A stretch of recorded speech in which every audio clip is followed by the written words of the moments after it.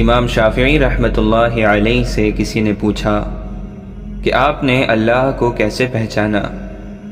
فرمایا، میں نے شہتوت کے پتے سے پہچانا، اس طرح کہ شہتوت کا پتا ہرن کھاتا ہے تو مشک نکلنا شروع ہو جاتا ہے، اب ریشم کا کیڑا کھاتا ہے تو ریشم نکلنا شروع ہو جاتا ہے، تو ایک پتا ہے، کہیں مشک نکلا کہیں ریشم نکلا۔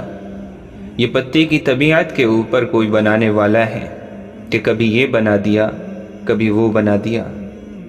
میں نے اس حقیر سے پتے سے خدا کے وجود کو سمجھا۔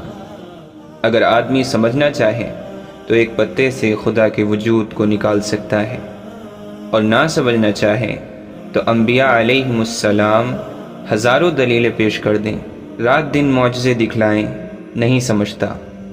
ابو جہل کو نہیں سمجھنا تھا، مرتے دم تک نہیں سمجھا۔ ابو لہب کو نہیں ماننا تھا، آخر تک نہ مانا، اور مان لیا تو صدیق اکبر نے، عمر فاروق نے۔ جس نے مانا تو کوئی صدیق بنا، کوئی فاروق بنا، رضی اللہ عنہم اجمعین۔ جس نے نہیں مانا تو کوئی ابو جہل رہ گیا، کوئی ابو لہب رہ گیا۔ معلوم ہوا جب آدمی نہیں ماننے پر آ جاتا ہے تو پیغمبر بھی نہیں منوا سکتے، اور ماننے پر آتا ہے تو شہتوت کے پتے سے خدا کی پہچان ہو جاتی ہے۔ یہ سچ ہے کہ یہ خوش نصیبی ہر کسی کو حاصل نہیں ہوتی۔